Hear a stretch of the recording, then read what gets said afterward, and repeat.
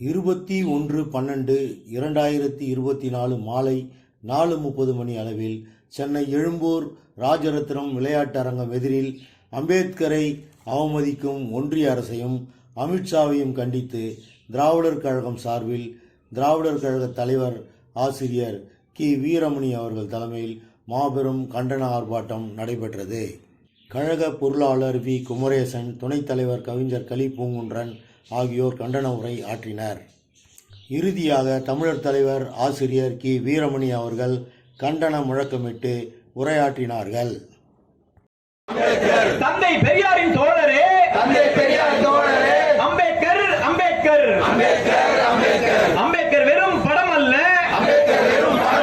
படம் அல்ல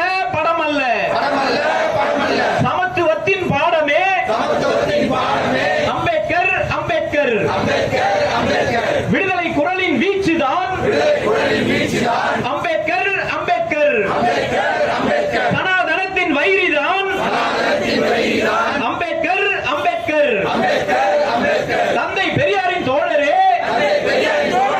அம்பேத்கர் அம்பேத்கர் வந்தது திடீர்னு வந்துருச்சு. அதுதான் என்னக்கா நீங்க சொன்னாலும் மியாவ் மியாவ்னு போட்டு அந்த வெளியிடுது. அந்த பூனைக்குட்டி தான் அம்பேத்கர் அம்பேத்கர் அம்பேத்கருங்கிற சொல் மேல எரிச்சல் வந்து அமித்ஷா சொன்னது. இன்றைக்கு தங்களை அடையாளம் காட்டி கொண்டாங்க. எப்பவுமே ஒன்று தெரியும் உங்களுக்கு, இந்த ஒப்பனை இருக்கு பாருங்க, மேக்கப், அது நிரந்தரமே அல்ல. நமக்கு என்ன இருக்கோ அதுதான் நிரந்தரம். அதை விட்டு ஒப்பனைகள் மேல, அதே மாதிரி முகமூடி, மாஸ்க், அந்த முகமூடியை போட்டுக்கிட்டு பாஜக அம்பேத்கர், நாங்க திடீர்னு அம்பேத்கர் மீது காதல், திடீர்னு ஆசைன்னு கொஞ்ச நாள் வேஷம் போட்டாங்க. அந்த வேஷத்தை கலைப்பதற்கு நாங்கள் அரும்பாடுபட்டு பல பொதுக்கூட்டங்களில் பேசி இருக்கிறோம்.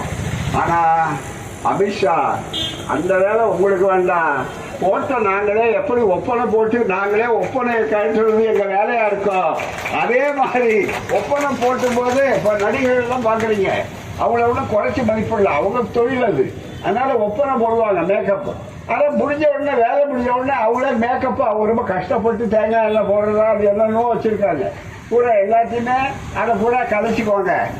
அவர்களே போட்ட அந்த ஒப்பனையை அவர்களே கலைத்து காட்டி கொண்டார்கள் அல்லவா. அது இன்னொரு பக்கம். ஒரு பக்கம் இது கண்டனம், இன்னொரு பக்கம் இது. அதுதான் பூனைக்குட்டி வெளியே வந்தது.